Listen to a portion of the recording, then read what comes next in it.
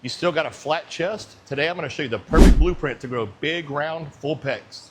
First off, we want to train chest twice a week. So the first workout of the week, you want to plan it after an off day. So the easiest thing is to be take Sunday off, your weekend here, take Sunday off, train chest on Monday, and that's going to be the day you're going to work all your heavy compounds, your presses, your drop sets, all your intensity stuff. You're going to push your chest as hard as you can with heavy weight, heavy load, intensity, stuff like that on Monday. Then you're going to come back 2 or 3 days later. You want to make sure you have a couple days of rest in between, let that chest recover and grow. You're going to come back and hit it later in the week with some pump work. The second workout of the week is going to be you're going to drop your loads a little bit, and you're going to do a little more volume work. So you're going to be a little easy on your joints, and you're just going to worry about trying to get some blood into that tissue, bring nutrients in there, stuff like that, get good stretches. So less load, less intensity, but still a second day to get that chest some love. Next step up to get your chest to grow is you got to let off every chest workout with something that's going to activate your chest. So I think this is holding a lot of guys back in their chest development is they're coming in and pressing and doing all their chest work, but they don't ever really feel their chest until maybe the end of the workout when they've got that blood in there. It should be the opposite. You should be leading off your chest days with that thing primed and ready to grow. So to me, what's going to do this is picking an exercise that's going to really squeeze my hands together and converge and get those things firing. So I like a good chest or a converging chest press like this machine here.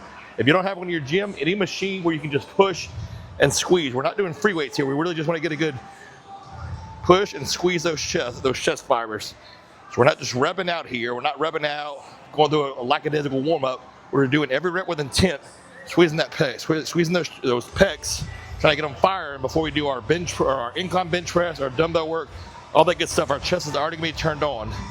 Another good option here is a pec fly, like a machine, something where you can bring any kind of exercise where you're bringing your hands together, either in a pressing motion or here, and really get those chest fibers turned on.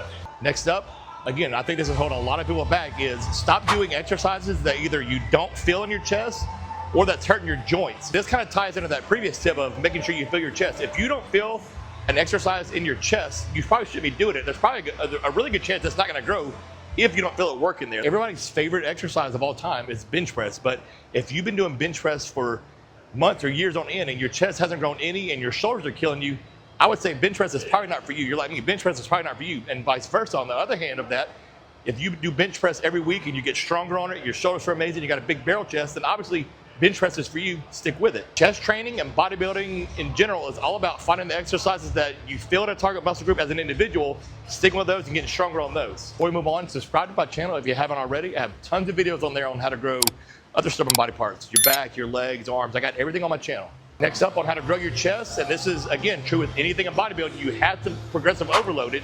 So you can do progressive overload in a multitude of different ways. Some of the best ways being changing your weight, either week to week or month to month, changing your reps.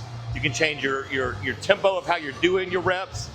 You can change your rest breaks. You got to change something week to week, or at least every other week, that's going to tell your body, hey, this challenge is even harder. I got to come back stronger the next time, bigger and stronger the next time, so I can, overcome this new stimulus. So a lot of people are still guilty of going into the gym every week and doing 4 sets of 10, 3 sets of 12, lollygagging. They're in a trained state where their body knows how to do the current workouts, but they're not giving it a new stimulus every week or a new reason to grow. So that's the next step up. You got to progressive overload. Next up, you got to work the correct rep range when you're training chest. So chest falls into the category of what I think most of the big body parts fall into, which is you got to train them 8 to 10, 12, sometimes maybe 15 reps on your presses. Now, when you're doing your flies, stuff like that's a little more precarious on your joints. You want to bump the reps up 12, 15, maybe 20, but for the most part, you want to be working your heavy presses, your dumbbell bench, your incline, stuff like that.